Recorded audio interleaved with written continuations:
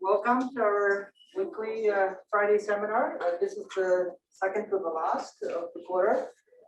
Today we're delighted to have Dr. Atiyya Shaw as our speaker. And Atiyya is now a postdoctoral fellow at UC Berkeley. And also she'll join University of Michigan as a civil and environmental engineering department assistant professor. Congratulations. So she recently completed her doctorate degree at Georgia Tech with our lab chat, and also got her master's degree in civil engineering and psychology, and a bachelor of civil engineering degree. She, in her research, she prioritized people as the most important element of transportation systems. That's a good angle, and using surveys, techniques, and passive and big data and human factors engineering to study travel behavior and its many ramifications in transportation and beyond. With that, let's welcome Atiyya.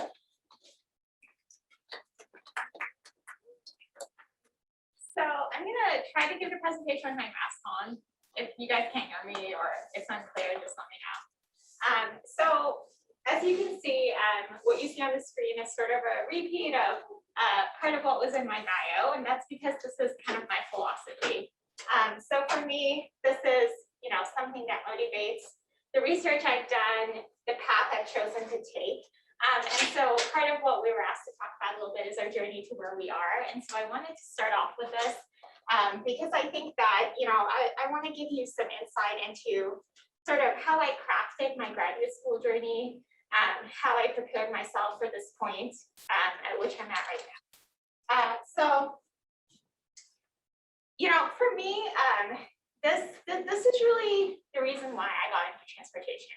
So I really think that something that I always try to advise people to do, or sort of think that it worked really well for me, is to find something that really drives you, that really motivates you, to connect to your work and to connect to the path that you choose to take.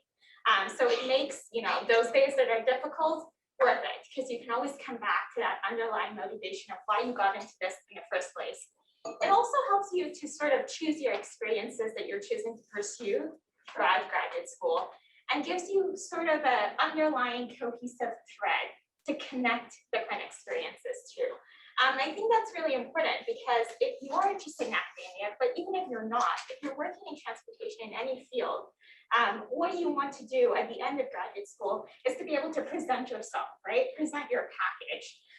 And so that requires a level of cohesiveness. It requires you to have sort of thought about how what you work, whatever you work on, whatever courses you take, kind of fits together to make that person that you want to present to the world, and also to help you to have that impact that you want to have in your field. So for me, I knew that the reason I got into transportation is because I loved how closely it interfaced with people. And so I started off my graduate school work doing human factors engineering, because this made sense to me, right? So I did a lot of driving simulation type work, behavioral experiments. And along the way, I started taking some classes in psychology to help me, improve my work, to improve my analysis. Fell in love with psychometrics, which is basically just the statistics of psychology. It's the statistics of how we measure and analyze, individuals' behaviors, traits, attitudes. These are all sorts of things that we call psychometric traits. And so as I was, taking those courses, I ended up deciding to get into travel behavior, because a lot of what I was learning and a lot of what I was really excited about really worked best with the types of data sources that we use in travel behavior, which tend to be survey type data. So at this point, I wrapped up my master's in human factors, started working on my PhD in travel behavior with Pat. And finally, as I was working, I was really exposing myself to a wide range of methods in travel behavior modeling. And I got really up close and personal with survey data, right? Which is still one of the main sources of data that we use in travel demand modeling and forecasting. I know there's lots of big, exciting data sources on the horizon, but currently in practice and research, surveys, different types of surveys still represent the core source of data that we depend on, right? And so I started to realize, okay, we're using this data to make a lot of decisions, but there's a lot of problems with this data. And when I looked out to the literature, I saw a hole. I saw lots of people working on really advanced methods, parameterizing parameters of models, trying to improve what we were doing. But I saw a lot less people trying to think from a methodological perspective on improving the data that we're putting into these really fancy models. And so that was actually a focus of my dissertation. And really underlies, as you'll see, the backbone of the research program that I'm going to establish at the University of Michigan. And so I think I wanted to sort of take you through this journey so that you could kind of see the way I chose my experiences. You know, I worked with different people I did different things. And that doesn't necessarily have to be everyone's journey, but I think that, you know, as you sort of craft your path through graduate school, whether you're thinking about what classes to take or different projects to work on, sort of go back to how are they connected, first of all, and how are they related? Not everything you do is going to be related to your core motivation, but, you know, in some way, how are they related to something that you see yourself wanting to advance in the future, whether it is in research or in practice? So now comes to my title of my talk.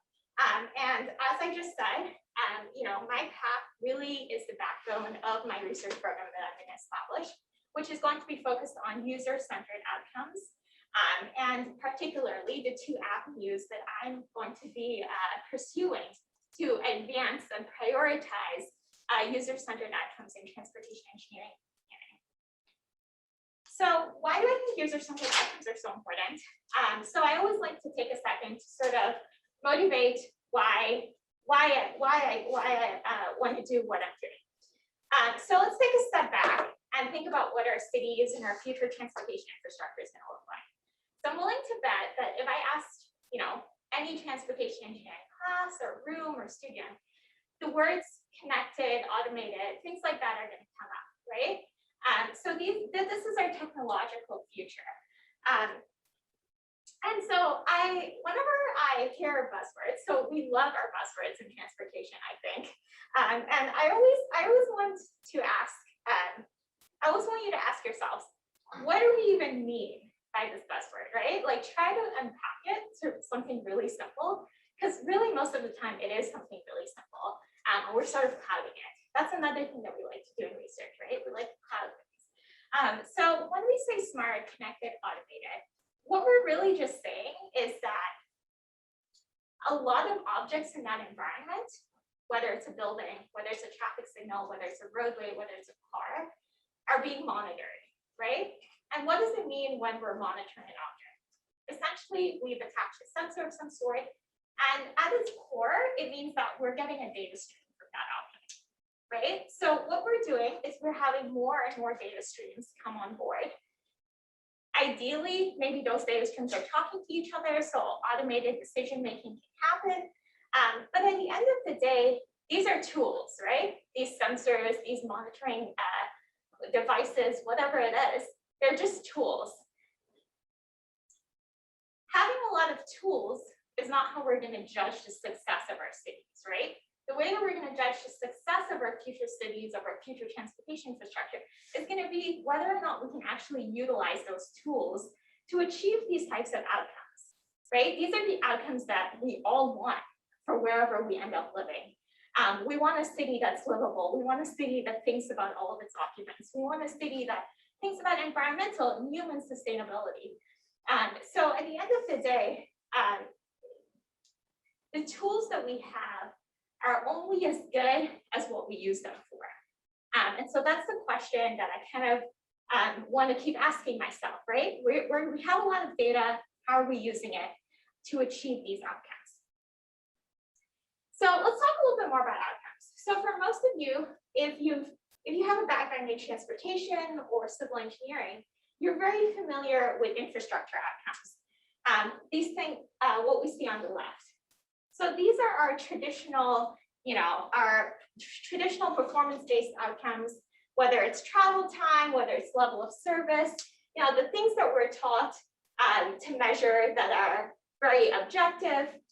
And on the right, you see the user-centered outcomes that I'm more focused on. These are a little bit squishier. In civil engineering, we really haven't been given the tool set to learn how to measure these, to learn how to think about them. And a lot of the time, we've sort of justified this by saying, okay, well, our infrastructure outcomes lead to user-centered outcomes, right? So this is how we've really planned and engineered our infrastructure for the past several decades.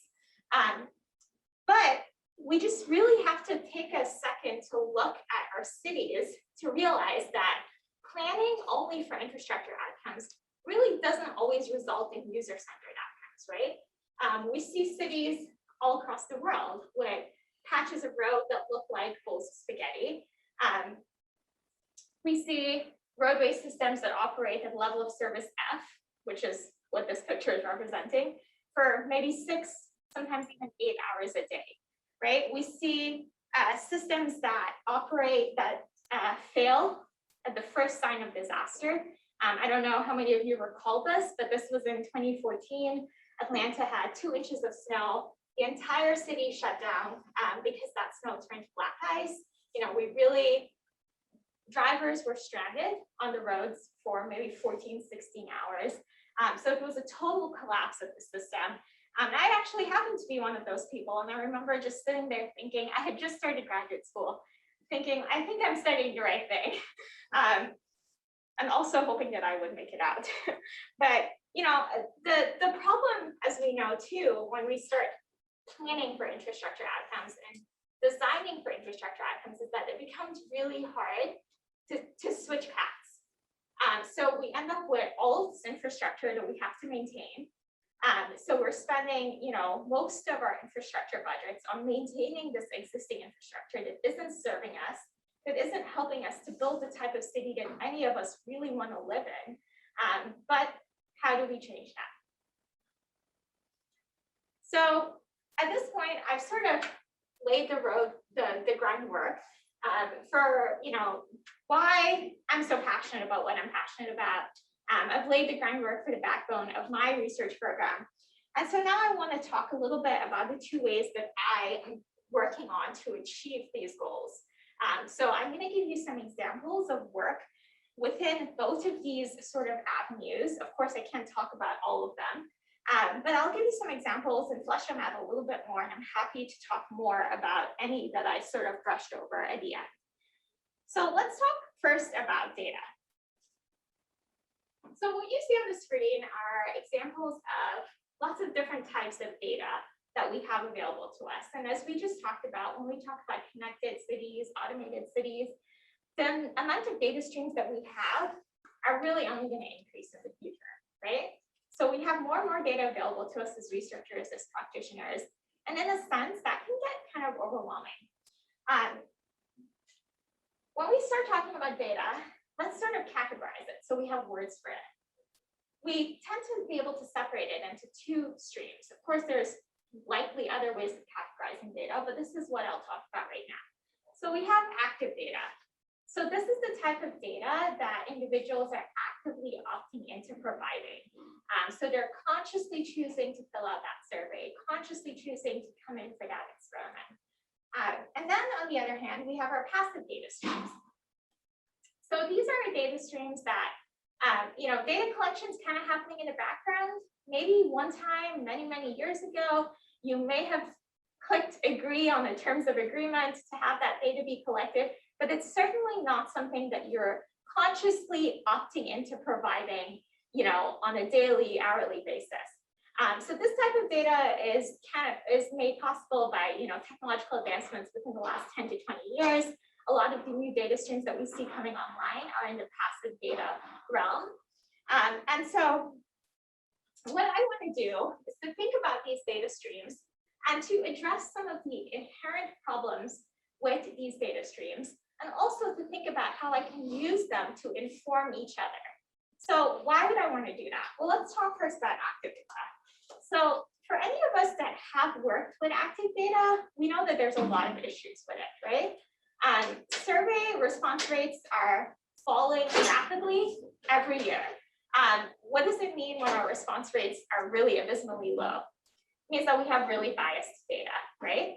So we are designing, planning, forecasting with data that sometimes has a tiny fraction of individuals, for instance, in the 18 to 24 age group, right? And that's just something that at the end of the day is very difficult to use statistical methods to climb our way out of. So a lot of people will say, okay, let's weight the data. If we have just a handful of individuals in a certain age group, weighting that data means that we are essentially saying that this very small amount of people represent this huge demographic, right? That's a big problem. So we're using, we have a lot of issues with our active data. On the active data side, some of the work that I'm doing to sort of address some of these issues include thinking about how I can inform our existing data sources with information from other data sources. So how can I sort of address some of the holes in that data? How can I shorten my survey instruments without sacrificing all of that information that I might be losing? And you know, how do I use innovative sampling techniques to ensure that maybe not everyone in this room needs to answer every single question on the survey, but maybe I can give each of you a subset of questions. So there's statistical methods for approaching that. On the passive data side, we also have a lot of issues, maybe less established actually. So there's maybe more work to do here. So on the passive data side, you know, first of all, whenever we have a novel data source that we're using, there's a lot of groundwork that has to go into getting it up and running before it can become used on a widespread level, right? So that's a lot of sunk time, a lot of sunk costs that right now really isn't being shared openly. So what we see is we have maybe one or two research teams working on a novel data source, writing a handful of papers on it, and then, you know, that information isn't provided sort of at a very open level to allow other teams to build on it. So that's something that we need to work on, and that there have been a lot of initiatives lately to sort of open up, you know, the information sharing on that. At a data validation level, when it comes to survey data, we know the biases that exist. When it comes to passive data, we're much less familiar, and each of these data streams has their own biases. So we really need to be understanding the problems that are inherent in that passive data, looking for ways in which we can identify those biases and thinking about ways in which we can address them. And in a lot of cases, some of the ways in which we can address those are the same approaches that we can use in active data to address the biases in active data. So we can, you know, subsample from different data sources. We can merge data sources together. So, you know, we're just getting creative here. The privacy regulation side is really important. This is something that is really actively developing right now when it comes to passive data. And as civil engineers, it needs to be something that we kind of have our finger on the pulse of, that we have a seat at the table when it comes to our privacy regulations, when it comes to the committees that are making these decisions about how we're using these data. So as I've been talking about and alluded to a few times, a lot of the issues present in active and passive data can really be addressed through data integration. Thinking about how we can address shortcomings by bringing together different data sets. So now I'm going to sort of give an example of some of the work that I've done on the data side. So when it comes to utilizing passive data, I talked a little bit about open sharing. And so I'm just quickly sort of giving an example of a recent paper that I did using targeted marketing data, where we developed sort of an open data sharing framework. You know, we were very transparent, went into all of the possible problems with that targeted marketing data. We talked about, you know, where you could get that data, how much does it cost, what does it take to process that data, to clean that data, and then we provided a lot of examples of validating that data, so that someone else, another research team or another individual who wants to use that data can read that paper and doesn't have to start from scratch. So that's what I kind of meant when I talked about, open sharing. So this is just an example of some of the things that we provided for that specific data source. Again, I'm not going to go super in-depthly into this. I'm just trying to provide an example of the types of things that you could do. So we, categorized 17,000 variables, specifically put them into categories. We talked through, okay, these are all the types of things that you can do with this data. These are the outcomes that you can achieve. We created a framework that we used for our data integration process. And then this is just an example of one of the ways in which we internally validated that data. So in this case, we looked at individuals who had a record versus those who didn't. As you might expect, individuals who, for example, are from higher socioeconomic groups, are more likely to have a record in the TM data. So those are things that you have to be aware of before you can just say, okay, this is a great passive data source. I'm just going to go ahead and use this. Okay, so now I'm going to talk a little bit more about integrating or infusing passive and active data streams. So this is one that I'll provide a little bit more of a detailed example into.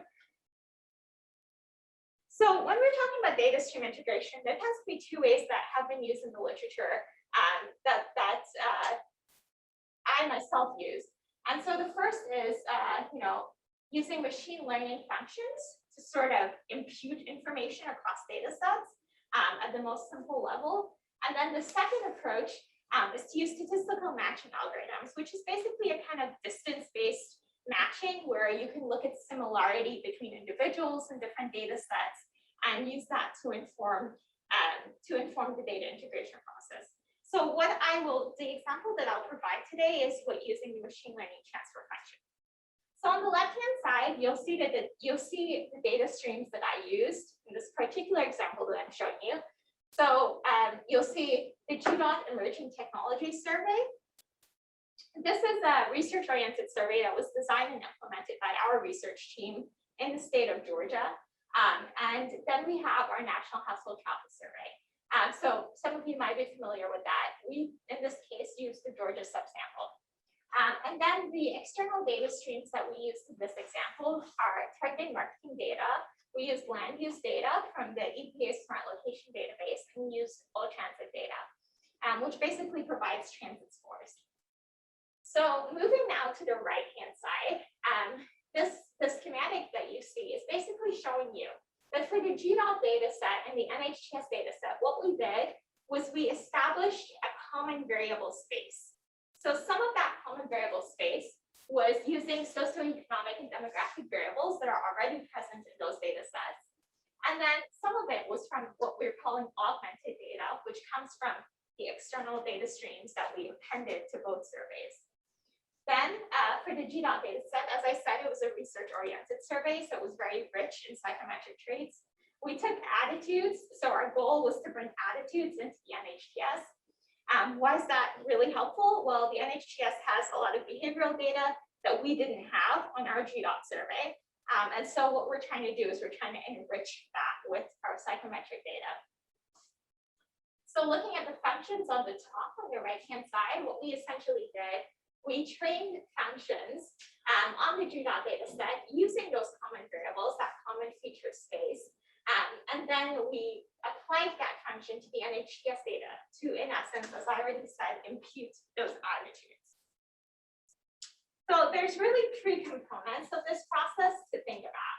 So the first are what I'm calling transfer variables. So that is, what information am I trying to bring across data sets? The second are the features. That's that common variable space that I talked about. But it's really the inputs to that algorithm, right? Why does it help to bring passive data or large data sets into the feature space? Well, it helps us to make use of machine learning algorithms. In this case, our goal is to predict well, right? So we want as many features as possible, and that's really where our machine learning algorithms shine, is being able to make sense of tons of features. And then we want to think about our training algorithms. So in our case, we tested a wide array of algorithms. That's that's not something that you have to do. In each of these cases, you can really sort of experiment with many variations of the transfer variables, many variations of the feature sets, many variations of the algorithms. And so that in this particular paper was something that we were trying to do to provide sort of an example and a way forward for individuals who might want to follow this approach. So just to provide a little bit more details, if you're interested, we ended up going with elastic net regression because it has had the highest performance across all of the attitudes that we were looking at. And then these are just some details on the machine learning side. You know, we did our 80-20 training test sample. That's very important if you're doing machine learning. We cross-validated and we used the final metrics that you'll see on that holdout sample, so that had not been used within the training process. And I'll talk some more about the algorithm performance in the coming slides.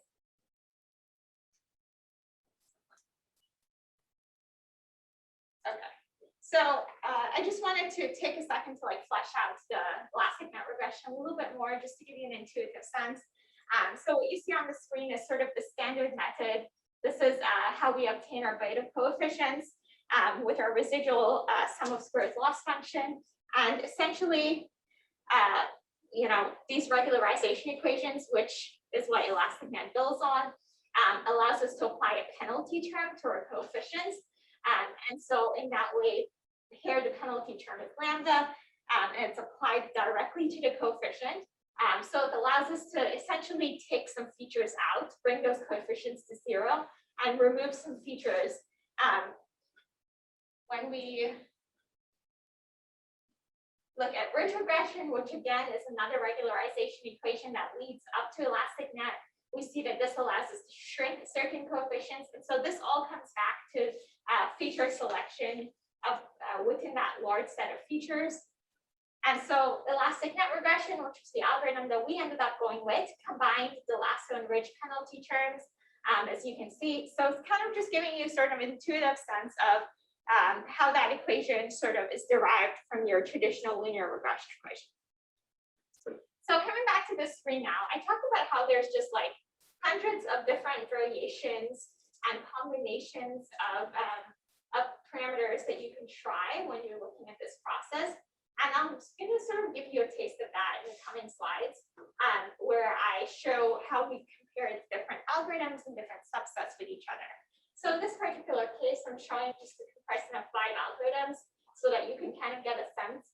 You can see on the left, on your y-axis, what we're looking at here are the correlations between observed and predicted attitudes. So this is us taking the G.dot data, applying that algorithm, imputing attitudes, and then looking at how well our observed and our predicted attitudes correlate with each other. And so you'll see that we have correlations ranging from 0.2 to about 0.5, which in the attitudinal variable space is actually quite expected. So whenever we're modeling anything to do with psychometric traits, attitudes, perceptions, you know, our models actually, our R-squares for our models tend to perform below 0.1 often. And so this is quite expected. This is actually quite good.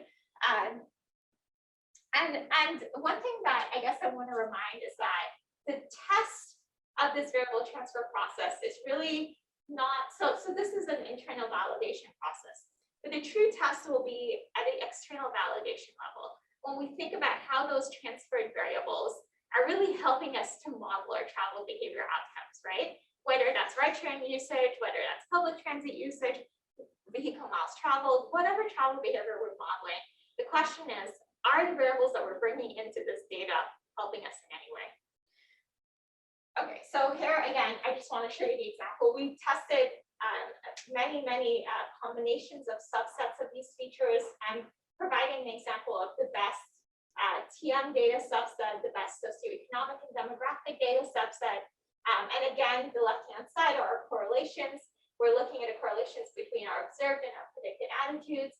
And then we'll see that the overall, an overall subset that use a combination of the TM, socioeconomic and demographic and land use variables performed best overall. We do have some attitudes that have better performance for specific subsets.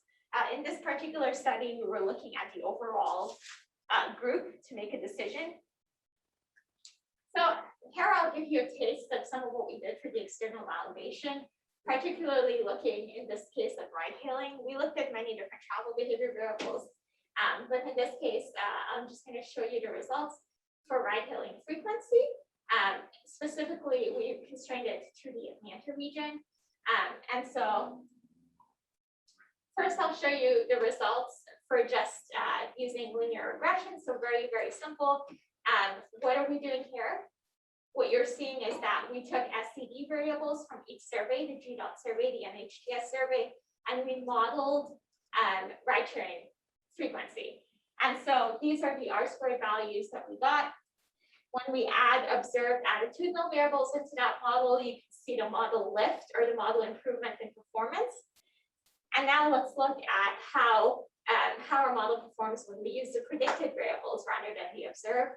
So we can see that we do have quite a substantial model lift as well.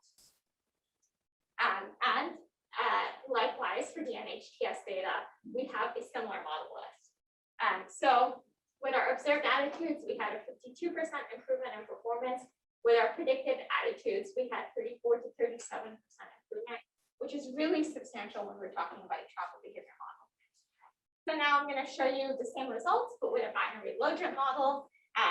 So in this case, we grouped the frequencies into two groups in order to do that binary logit model.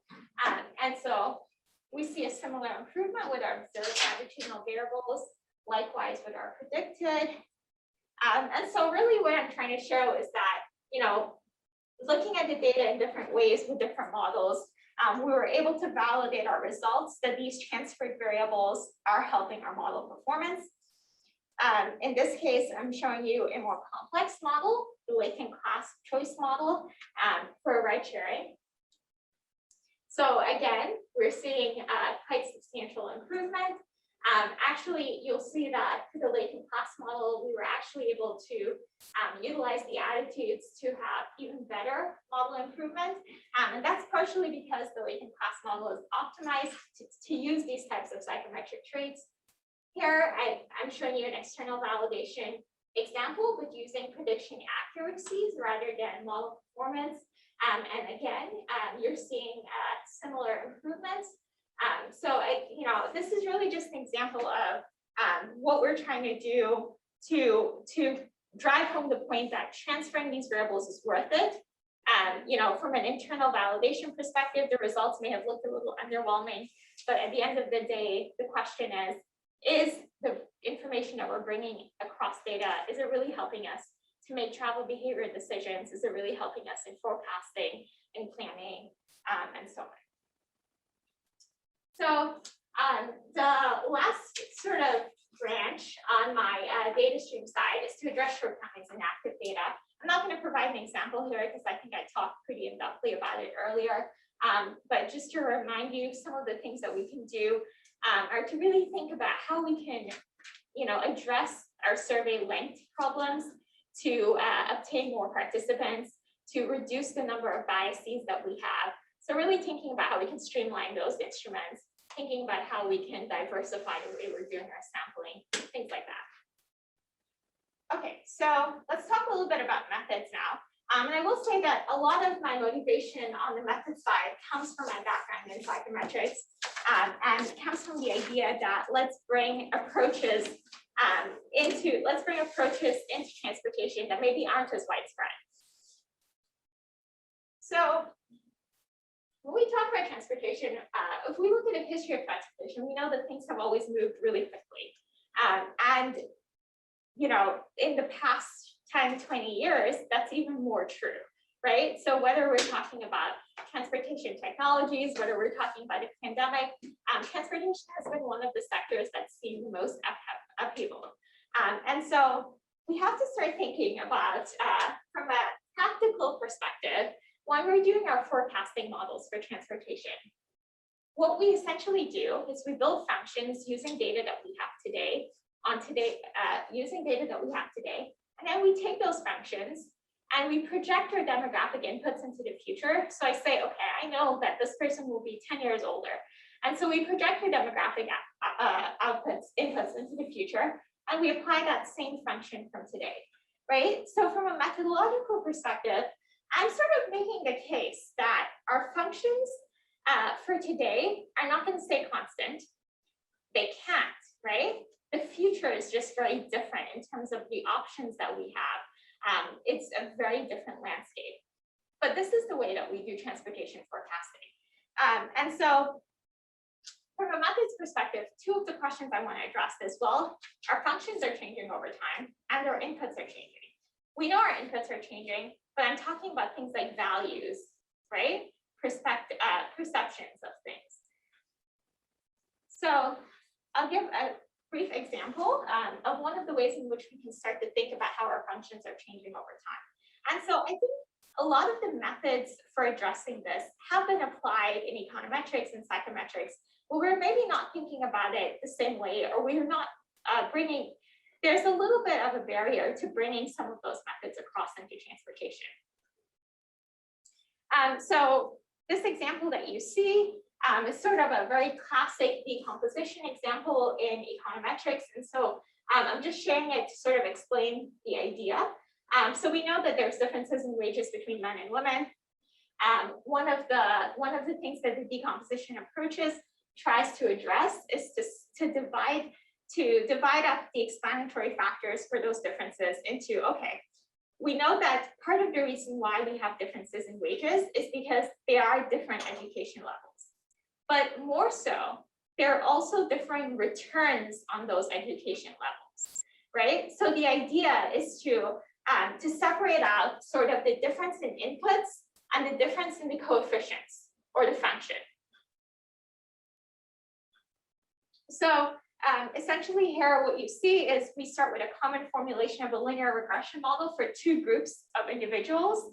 And then we take the expected value of that difference, and we end up with the components that I just described. So we can decompose those differences into differences in what we're calling endowments, but it's really just the base level of inputs, differences in the coefficients, and then the interaction terms of those differences.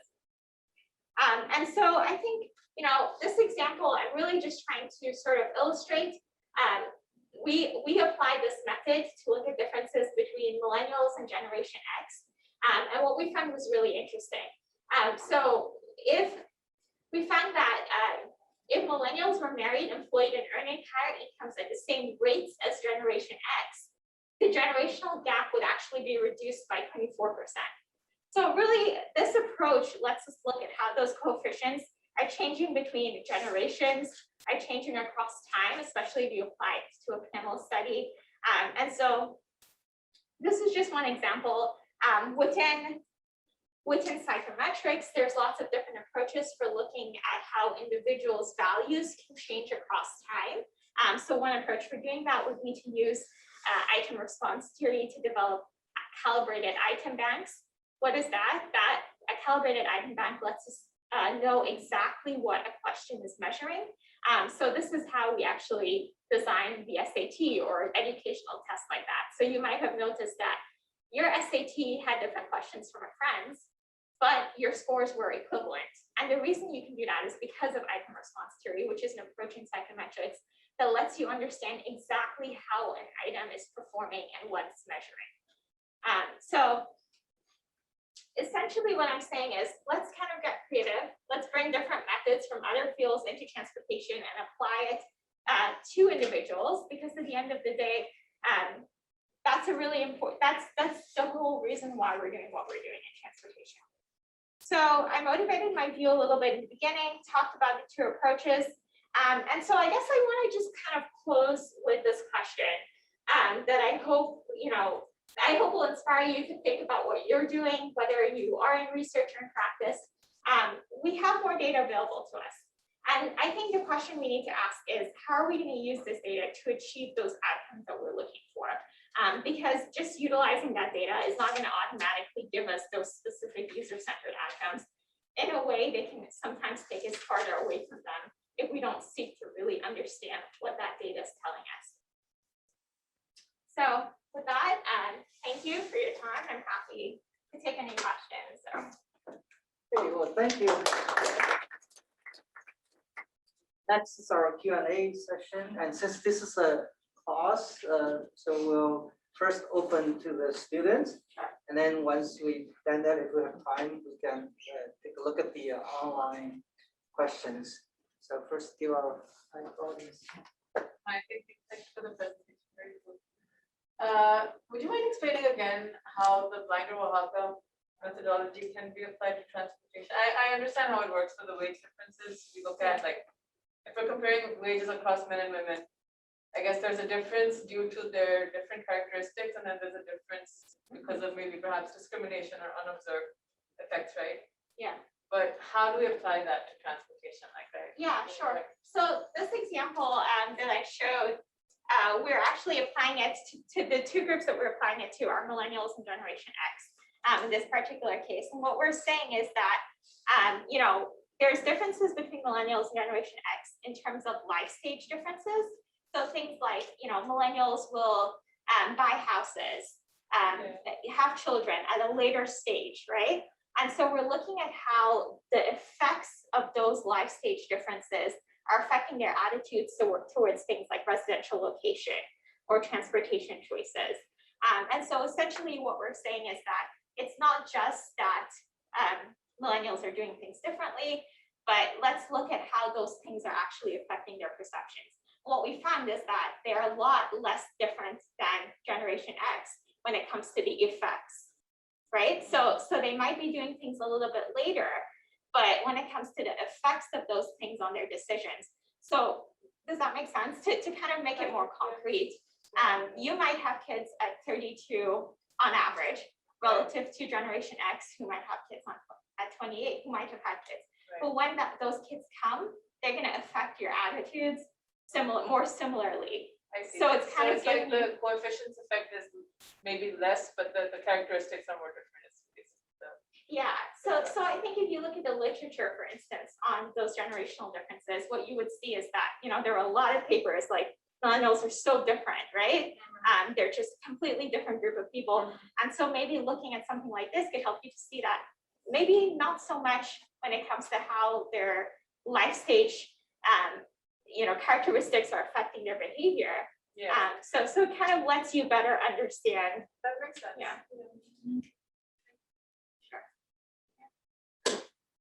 Thank you for your presentation. So my question is, like you mentioned a couple of times about targeted market data. What is that like exactly trying to capture? What kind of parameters you capture? And is it more related to capturing attitudinal data and related to different choices that you make? Yeah, sorry about that. I should have defined target market data. So this is essentially data that credit companies are collecting. So you can think about companies like Experian, TransUnion, these types of companies, and they're essentially capturing behavior on who you are as a consumer. Okay. So they have data about where you're shopping, the types of products you're buying, you know, what services you're using. For instance, are you using AT&T? Are you using Comcast? You know, things like that. And so those profiles really reflect they reflect who you are as a consumer, but if you think about it, they also reflect a lot of that, you know, personality characteristics types of things. So, and most of those targeted marketing databases also pull data. They pull all of the publicly available data that's available on you. So, you know, there's births, deaths, marriages. Those things are all publicly available. So they've already aggregated a lot of data too. And it's really interesting if you look into it. So a lot of these targeted marketing firms will use this data and do like factor analysis or things like that on it, and essentially profiling, right? So yeah, there's a wide range of data. They literally have thousands of variables. So you're using those demographic data or how people make choices related to spending. We used all of them for this particular, yeah, because we were just trying to say, okay, like, can this data be useful from a transportation modeling perspective? Let's take a deep dive. So we really like looked into all of the variables. Could you have the slide with how you're combining different data streams? I guess it looked to me like each set, the size of each data set was different. So I was a little confused. The what was different, sorry? Maybe if you flip that, but yeah, like This one? the one with the yellow boxes. Yeah, that was it actually. Okay. Like it looks like the final data set is a different length than either of the inputs. So I'm just curious how are they getting combined? Like, is you're training a model onto one and then using that data set to like repopulate the data that you're actually interested in? Yes, yeah. So essentially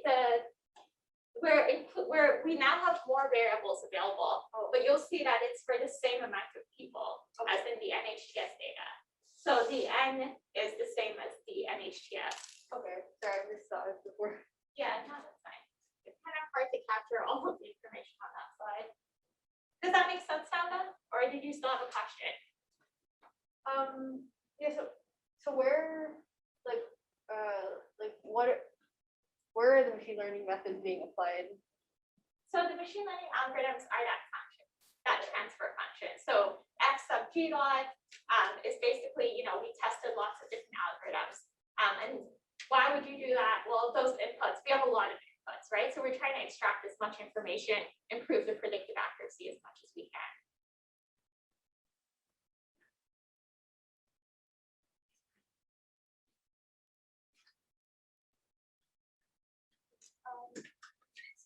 Quick question. So you talked a little bit about, biases in active data, but also passive data. I'm not quite as familiar with biases in passive data. Would you mind going into that for a few moments? Yeah, sure. So a really great example is targeted marketing data, right? So the individuals in targeted marketing data, for instance, every single data variable in any data set has a certain degree of accuracy, even in surveys, right? When you think about targeted marketing data, individuals who are, for example, older, wealthier, who have more credit cards will have a richer amount of data. That data might be more accurate, right? So just in that's just one example. So targeted marketing data sets might underrepresent minorities, lower income individuals, things like that. So same thing with cell phone data, right? You're missing a portion of the population. So I think what I'm trying to say is that every single data that comes from people, deals with people, has biases. In survey data, we can have a really good sense of what those biases are typically. When we start using a new data set, we have to do our due diligence before we could say, hey, MPO, use this data. We need to say, well, here are the problems with it. Yeah. So there's no more questions here. Someone had a question on Zoom about data gathering, and their question was, are there issues regarding the ethics of exploiting users when gathering data passively, when users may not know or be aware of privacy and or other potential risks? So I think that a lot of the passive data that's being collected, at some point, in some way, we have given permission for it. We are not aware of it, perhaps. In transportation, as civil engineers, we don't do that. That happens a lot with the technology companies, as we're well aware of. They have basically everything there is to know on us. So yeah, there are ethics, ethics concerns, and I think that is something that's becoming more salient, more talked about. There's more regulations being put into place. California is actually kind of leading the way in the United States. So for instance, as an individual, you can opt out of having marketing data collected on you. I forget what it's called, but I think it went into place last January. And that's the most stringent data privacy law in the United States. So I think we're going to see more and more of those go into effect. And that's great from a privacy perspective. If we hope to use some of those data from an infrastructure perspective, we have to understand the biases and the implications of those new regulations. Yeah, that was the only question. From the online. Yes. And I think if you have one more question. More time. I want to. I'm looking at writing a survey over the summer, and I've got some questions about what was the method you called with the SATs again? What was that called again? Active response theory, the calibrate, yeah. How long does a survey need to be before it starts making sense to start incorporating techniques like that? So specifically in active response theory, it doesn't have to be very long, but you have to sort of pre-test the questions to get a sense of how they're performing. Gotcha. So maybe you can do like a like a first round, and then like adjust your questions based on the findings from that. So Thank you so much. yeah, appreciate it. Yeah, Just one more. You were mentioning something about it. Were you saying we're trying to incorporate attitudes into the NHTS alongside behavioral questions? That was the example that I showed, yeah, for fusing attitudes from that like smaller research-oriented survey into the NHTS. So what kind of like, are we talking about general attitudes, like beliefs and values type of attitudes, or more? Yeah, let me show you. I should have brought specific examples of those statements that we just. So it's attitudes like pro-environment, for instance. Yeah. So we provide, or like travel liking, tech savvy, things like that. Yeah. I see. I don't. Yeah, we have a lot of like surveys going on here that do ask these attitudinal questions to get very lengthy though. Yeah. Like very like huge survey burden. Yeah. But I feel like they do explain a lot of the choices. So that would be a good one. Yeah. But that burden also is something to think about, because Yeah. I always think about, well, if I myself can't sit to take this survey, what is the quality of those responses that we're having? That's right. it's not just how many you get and how accurate So accurate, yeah. Exactly. the information is. So the attitudes are coming from the TM data? No, the attitudes are coming from that research-oriented GDOT survey data. Yeah. And what is AUG? What does that stand for? What is what? In the transfer function, there was like AUG. Oh, okay. Let me go back to that slide. Those are our augmented common variables, which are basically our passive. You're talking about. Okay.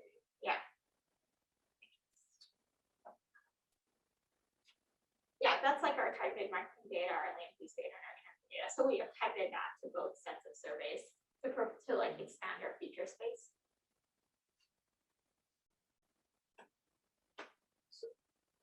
Maybe I'll ask the last question. With the active data, a lot of our sort of cross-sectional surveys and things.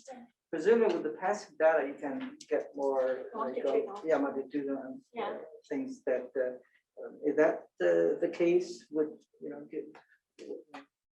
give your experience, like do you get more sort of longitudinal data from the passive data source? Yeah, I think so. Yeah, that's one of the pros of using the passive data. Yeah, you can definitely, and you can do a lot more, as we know, with that longitudinal data to track the evolution of, those functions and those Right, inputs over you see time. the shift, you talk about the change of the function over time. Exactly. Yeah, that's one of the pros of bringing passive data in, I'd say. But I think there's so many things to address first also. So I have a few questions coming in.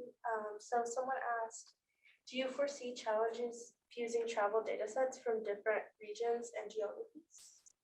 That's a really great question.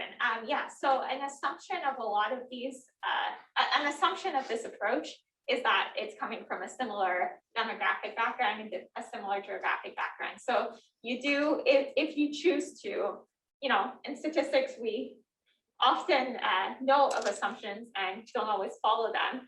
If you choose to do that, then I would say you have to do your due diligence to look at the distributions of the variables, across the geographic regions, ensure that it's at least maybe a similar type of region from a socioeconomic and demographic level, a similar type of region from a built environment.